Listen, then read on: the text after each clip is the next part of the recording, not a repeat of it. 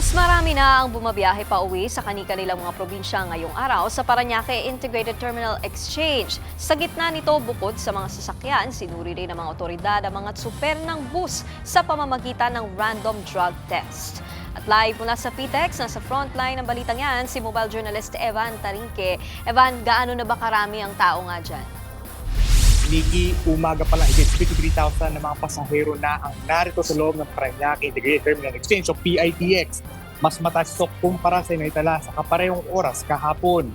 Ngayong Huwebes hanggang bukas inaasang magpipik ang dami ng mga pasaherong uuwi ng probinsya para sa undas. Di tulad kahapon, mas mahaba na rin ngayon ang mga pila sa mga ticket booths. Base sa datos na nakuha natin, Nikki, higit kalahati ng bilang ng mga biyaheng pa Bicol fully booked na. Sabi naman noong ilang mga nakausap nating pasahero, sinwerte sila dahil nabili nila ang huling ticket para sa oras ng biyahe na gusto nila. Sa gitna niyan, patuloy ang pag-iikot ng mga kawani ng Land Transportation Office o LTO sa iba't ibang bahagi ng terminal. Ito ay para sa mga inspeksyon sa mga sasakyan at random drug test sa mga driver. Sa ngayon, wala pa naman daw nagpo-positibo sa droga sa mga tsuper.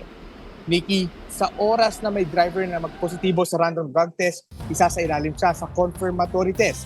At pag nagpositibo dito ay kukumpiskahin ang lisensya at hindi mo na makakabiyahe. Nikki? Yan ang Express Report ni Mobile Journal Evan Tarinque mula sa PTEX.